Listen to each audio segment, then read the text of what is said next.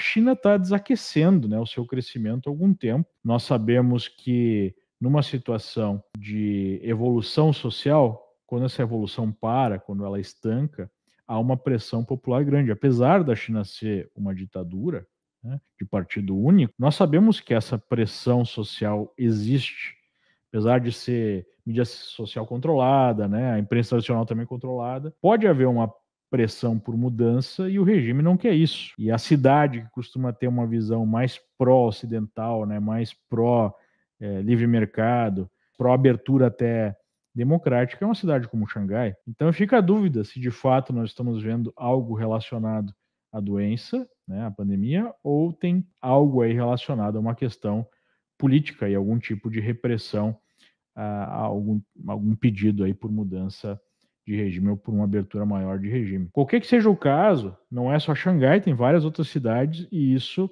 novamente dificulta a produção de bens, né? São várias coisas que são feitas na China, são vários insumos que vêm da China e isso coloca mais pressão em cima das cadeias de distribuição globais, das cadeias de produção e acaba gerando mais pressão inflacionária, assim como a própria guerra da Ucrânia e da Rússia, né? Então, vejam como tem muita nuvem aí no mercado, na economia, para a gente ficar otimista. Mesmo assim, todo esse cenário, por incrível que pareça, continua beneficiando o Brasil, especialmente por conta do Brasil ser aí um produtor de commodity. E nós estamos vendo números bastante animadores das contas públicas. A dívida diminuiu em relação ao PIB, né?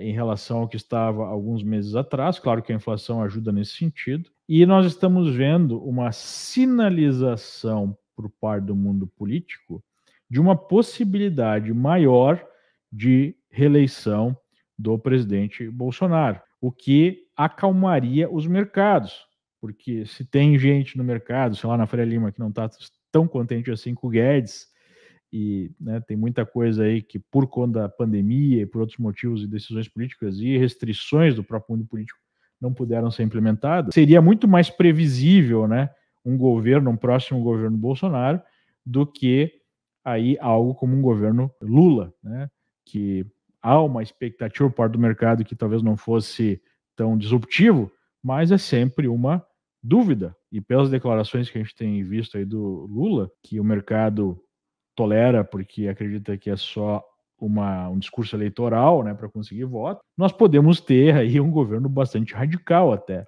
né?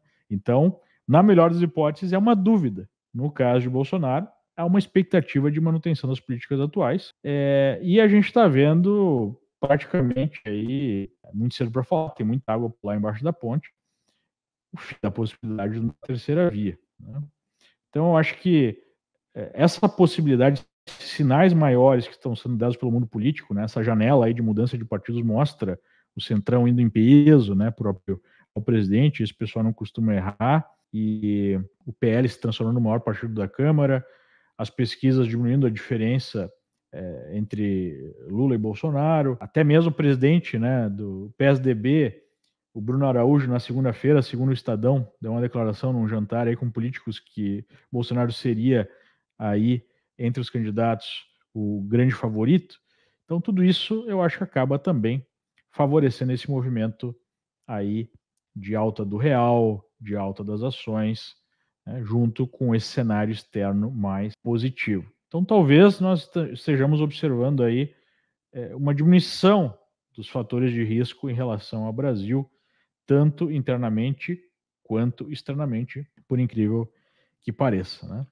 Mesmo assim, eu vejo nos patamares atuais uma situação muito favorável para a diversificação internacional, né?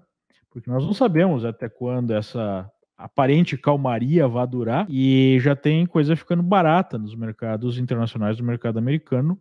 E olha só que interessante, o real se valorizou em relação ao dólar, mas o dólar em relação às outras moedas do mundo, ele se valorizou. Isso aqui é o dólar index.